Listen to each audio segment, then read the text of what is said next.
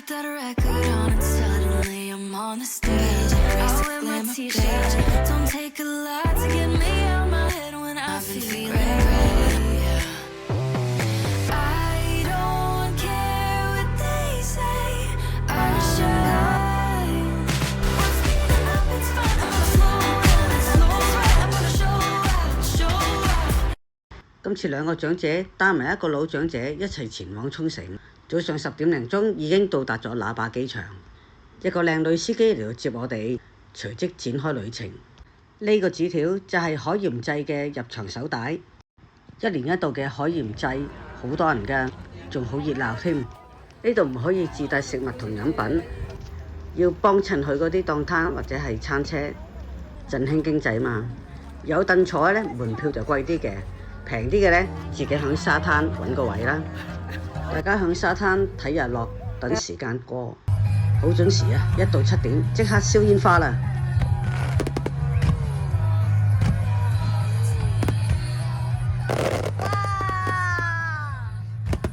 每播一首唔同嘅歌，仲有唔同嘅煙花樣式，睇到每一個人都十分投入啊！大家都睇到嘩嘩聲啊，情緒十分高漲，歡迎夏天嘅來臨。呢個就係海鹽祭嘅目的啊！無間斷1小時嘅煙花匯演真係值回票價。最後大家都開着電筒，用歡呼聲結束今晚嘅煙花匯演。早上去咗沖繩南部嘅知念岬，前面就係一望無際嘅太平洋。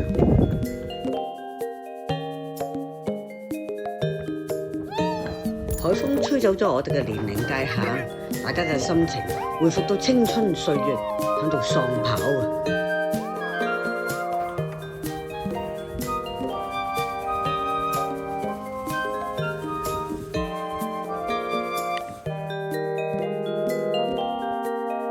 我哋又去咗玉泉洞啦。呢個洞開放俾遊客行走嘅呢，就大約有890公尺。慢慢行欣賞呢個鐘乳石呢，就大約需要個零鐘頭啦。燈光打造嘅氣氛呢，就十分配合，一啲都唔覺得浮誇。洞裡面嘅氣溫呢，都唔算低，大約係21度左右啦。行起嚟我哋都成身汗啊！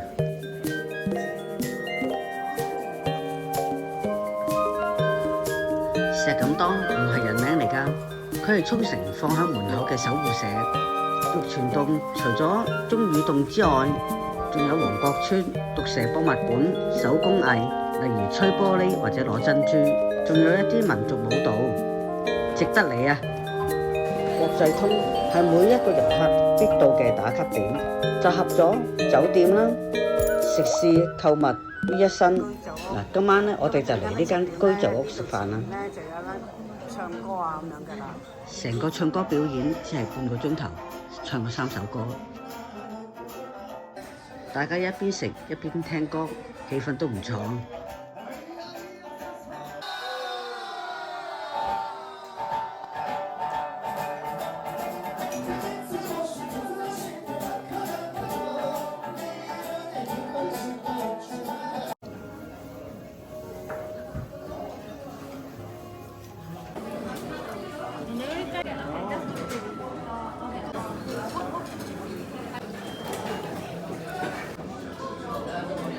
喂，要垃圾卡佢。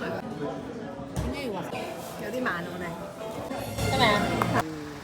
又出動啦！今日同大家走走魚市場，好多遊客一落機第一站就嚟呢一個嘅市場，醫下肚食海鮮。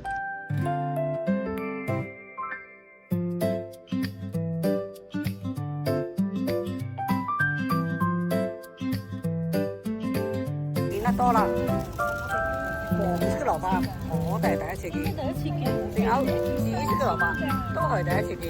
因為如果兔仔見到紫色會唔會食咧？黃色都可能會食嘅。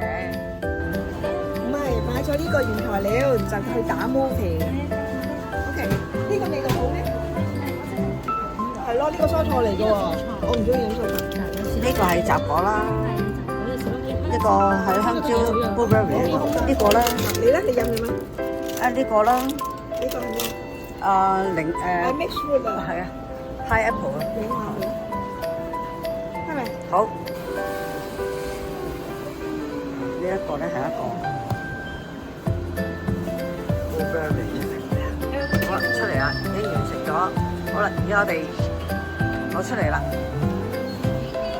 變成一杯芒果菠蘿啊！入第二個市場叫做柏港魚市場。食完第一檔嘅市場，而家我哋又要食第二個市場嘅嘢啦。長者要食好啊！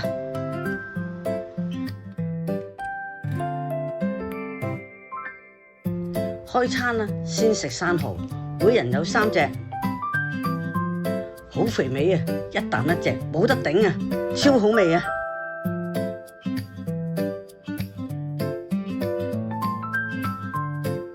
食完一隻又一隻，真係好肥美啊！甘甜鮮，仲有啲回甘嘅蠔味，真係齒頰留香。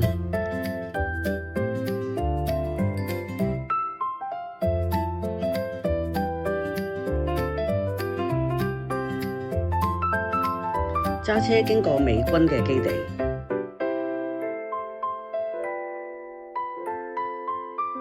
嚟到殘波甲白色燈塔，睇唔到盡頭30米嘅斷崖。殘波甲係2戰時候聯合國軍隊登陸嘅目標，而家成為文化同埋旅遊嘅古蹟。我哋再去萬座毛。經過長年海浪嘅侵蝕，形成海蝕洞，形狀似象鼻，稱為萬座毛，需要入場收費㗎。只係得呢一個景點，有時間可以到此一遊嘅。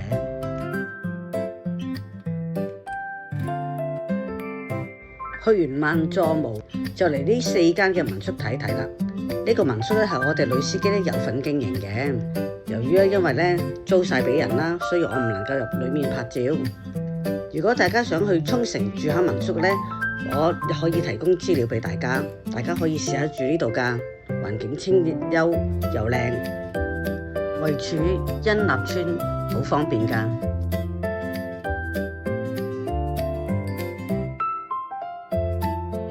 介紹下呢一間嘅餐廳，我哋主要咧就係想食佢嘅豬手嘅，但係食豬手之前咧，一定要每人點一個餐，又可以加多少少錢啦，就可以咧享用前面呢一啲嘅餐前小食啦，同埋餐湯。餐湯都有2款可以飲㗎，豬手都任食。我攞咗嘅餐前小食咧就有豆腐啊、豆皮、粟米、枝豆同埋沙律菜，同埋呢一個嘅南瓜湯。嗱，咁我哋嗌咗個 set 咧就嚟咗啦。咁我呢一個咧就係魚加啲嘅糙米飯，咁呢個就係配白飯。呢一個咧就係雞，而呢一個湯咧就係洋葱湯。好啦，我哋而家咧睇下呢一煲嘅豬手啦，係任食嘅豬手，佢火候夠，又入味又腍，一咬即刻離骨，正啊，值得推介。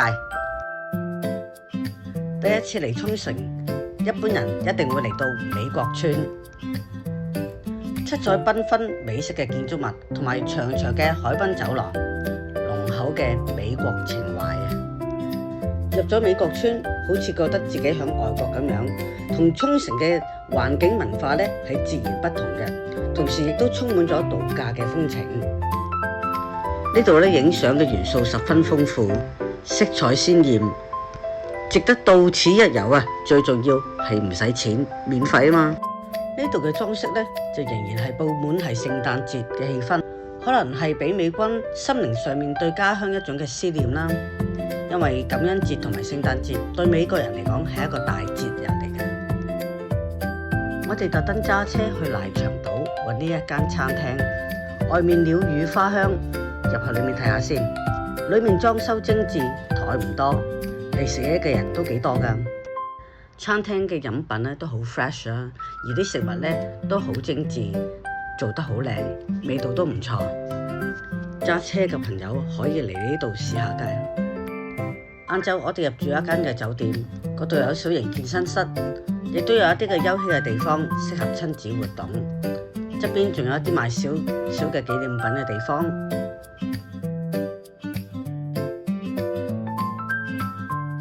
呢度係接待處啦，後面嗰度就係餐廳，應該食早餐就係呢個位置啦。出面有單車啦，可以租嚟玩嘅。外面咧亦都有一啲嘅流動餐車，咁啊可以喺呢個美麗嘅環境裏面咧嚟到享用食物。我哋再上到平台啦，有泳池。我哋兩個長者咁中意游水，梗係要試下個泳池啦。游完水咧，我哋就去返停車場附近咧，就去個蒸汽浴室啦。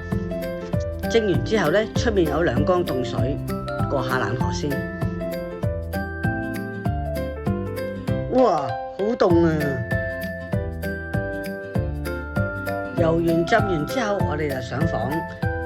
靚女司機同埋老長者已經為我哋預備咗打邊爐嘅食物啦。我哋嘅房間好大，有2張床同埋2張梳化床，仲有一個 open kitchen 露台。你睇下我哋呢個嘅食物幾豐富。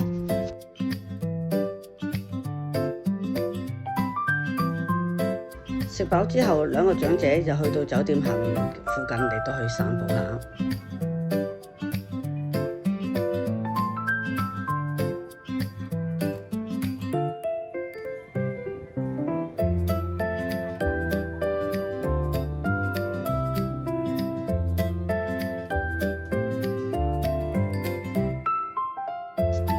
早上早餐咧就有4款俾你揀啦 ，panino、yogurt、bread 同埋呢個嘅 risotto， 我就揀咗 risotto。呢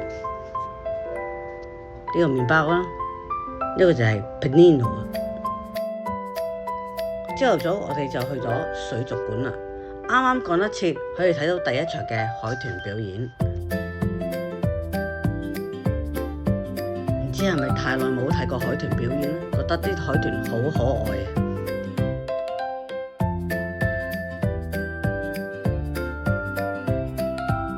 睇到啲海豚表演，好開心，諗翻起細個嘅時候去香港嘅海洋公園，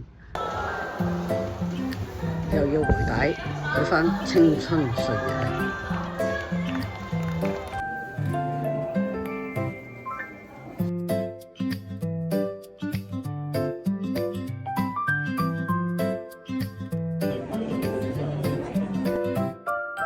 都係時候要試下烤肉啦！喺商場裏面有一間嘅烤肉店啦，裝修環境唔錯，台面寬闊，坐得好舒服。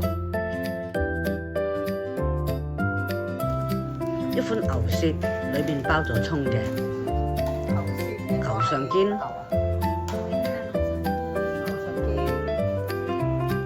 五花腩。仲有2碟牛，我唔記得咗係咩名堂啊。後面呢個係雞。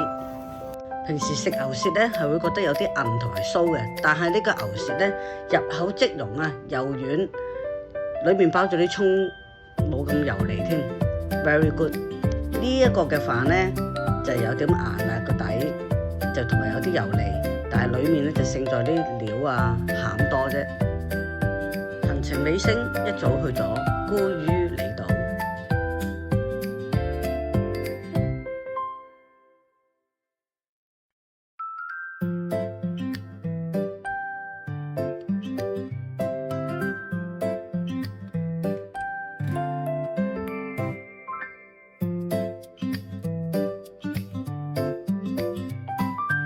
上機之前，我哋排隊食埋呢一個拉麵先，食埋呢個火辣拉麵同埋餃子，整個嘅行程非常滿足。好啦，結束啦，請留言、點讚、分享同訂閱，多謝觀看。